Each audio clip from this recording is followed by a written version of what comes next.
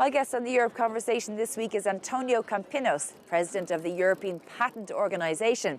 He says while Europe has lost competitiveness over the past 2 decades, there are opportunities in the United States, given current political tensions, where potentially talent could come back to Europe. Antonio Campinos, President of the European Patent Office, thank you very much for joining us on the Europe Conversation. It's a pleasure and honor to be here. Thank you for the invitation. Well, tell us a little bit about what the EPO does. The European Patent Organization has a European DNA, but is an international organization. And when you look to the world, it's the sole international organization who provides substantive examination of a patent. When you think that you have created a new technology, when you think that you have a new invention, you will seek for protection. And what the European Patent Office does is that it will check whether that technology that you forward to us and that you want to be protected as a patent is new compared to whatever has been invented or created by humanity. So patent literature, but also non-patent literature like scientific papers. If it has an inventive step, what is an inventive step? Is that that invention is not obvious for an expert in the field. And then you can apply that technology to industry. We have 39 member states. So we almost have all European countries. We go beyond the EU, obviously. We have member states like Turkey or Norway. We receive 200,000 applications per year. You would say 200,000, wow. 200,000, wow, yes. But if you compare to the US, that receives 600,000 applications, or China, 1.5 million applications, you will see that 200,000. It's a good number, but still, there's a lot of technologies out there, potential technologies, potential inventions that are not converted into patents, which is the first step towards the commercialization. Yeah, so, I mean, why is it that Europe has been losing competitiveness and is not competing with the likes of the United States and China? I mean, it's a really big problem for Europe right now. Well, I think that in Europe, we had too much a legal approach to the matter. Patents is very much taught in universities on a legal perspective. In the US, it's rather the contrary. It's very much linked to the technology. So the approach is totally different. That's the first thing. The second thing is that, of course, we struggle into bringing ideas into the market. And the patent is really at the middle road. We have like 700,000 scientific publications per year in Europe. To give you another comparison, the Americans would have 500,000. The Chinese, 900,000. But when you see then the patent application, you will see that we struggle to convert all this knowledge into successful commercial viable products. And why is that? I mean, so we have these sort of ideas, but we're not able to translate it into the market. Well, we have a different risk appetite than the US, for instance. The US do not fear to fail. Failing for the US is the first attempt to success. Yeah. Here in Europe, we have this approach of when you fail, you are like almost a marginal. So, and we applied that way of seeing the world to everything we do. So, for instance, if you want to invest in a new technology, you want to be reassured that it will be a success. But you never know. You don't know. Exactly. And most probably you're going to fail. Now what we need to do is, of course, like we discussed again on the Draghi report, I'd say that we're missing 800 billions to be a par with the Americans. But when you look at the structure of this investment, it's much more what we call seed capital, so early stage capital, when you are creating your startup. What we struggle is to scale up, to gain dimension. And then we need more funding. We need more risk appetite, because if you want to be sure that you're going to have a successful scaling up, I mean, maybe 1 in 100 startups created will be successful, will be one day a 1 billion startup, what we call a unicorn. So we need to invest more in the scaling up, and 2 more things. First, retaining our startups. It is estimated, I think, that 30%, it's on the Draghi report, 30% of our unicorns, so 1 billion euros startup, so to say, move their headquarters abroad, mostly to the US. So we need to retain them. You know, the Americans have a logo. They say, invented here, produced here. Yeah. So we need to start thinking the same way. What is invented in Europe needs to be produced in Europe. And now with the geopolitical tensions, we might even have a strategic opportunity to attract talent, attract researchers, attract talented, gifted people from the US to Europe. But where do you think the EU can maybe seek opportunities given the political atmosphere at the moment? As I said, I think that we need to rely more and more and more on ourselves.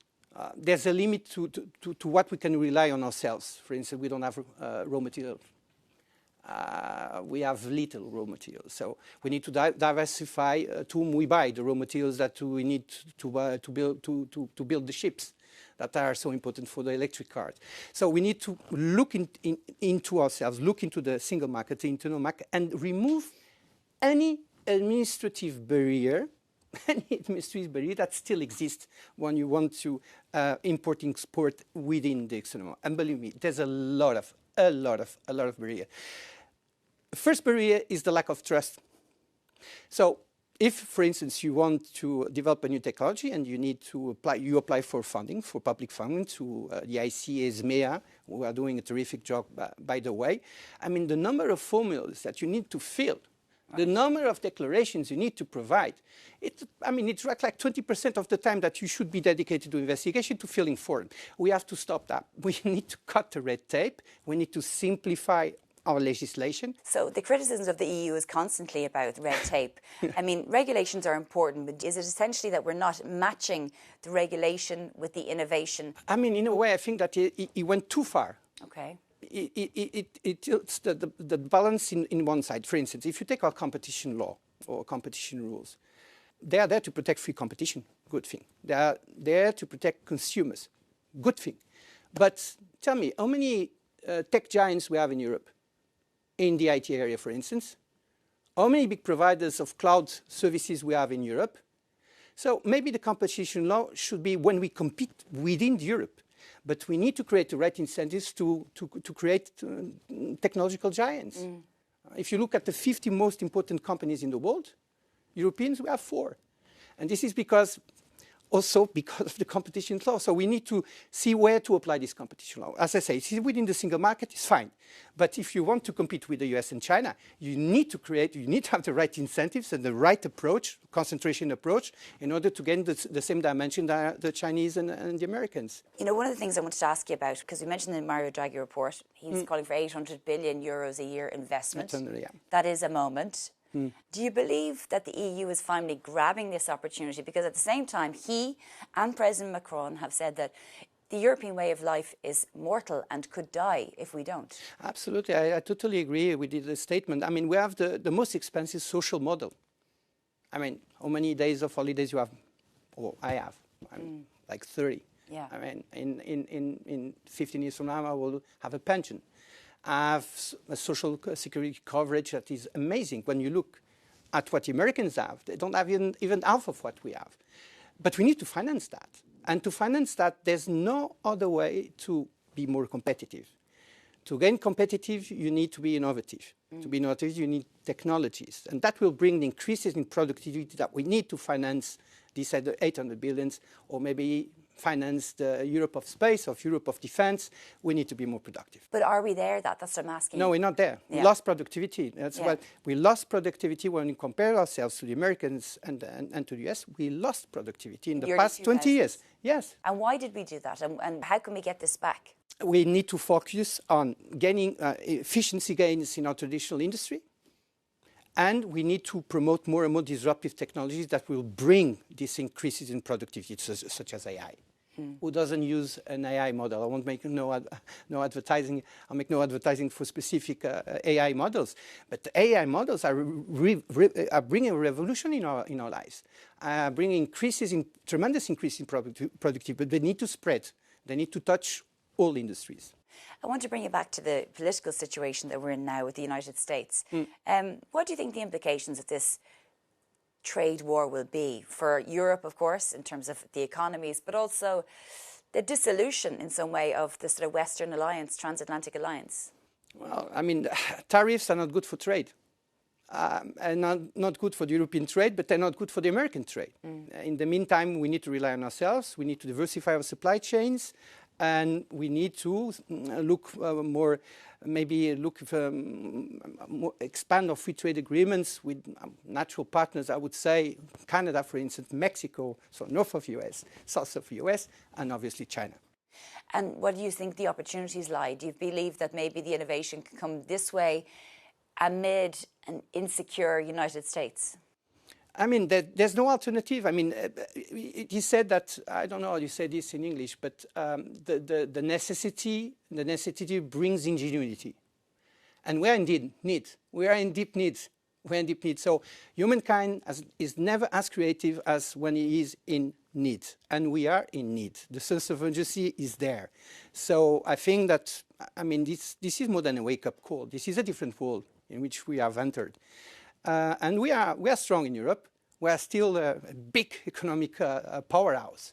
And the only thing is that we need to diversify. We can't rely now exclusively in the US to protect us or to trade with us. We need to diversify our partnerships. Okay, just final question then. Are you optimistic about the next 5 years amid everything that we've talked about today? Global political instability, concerns around EU competitiveness and innovation. Are you optimistic? I think, to be honest, it's not a matter of being optimistic or not optimistic. The matter is that we will be somewhere in 5 years from now. And if we have noticed that something very wrong happened and will not happen. Europe has a strong history. Europe will be there in 5 years from now. We have a longer history than the Americans, I think. Okay. By my own calculations. Antonio Campinos, President so much. of the European Patent Organization. Thank you very much for joining us. Thank you. It was a pleasure. Thank you.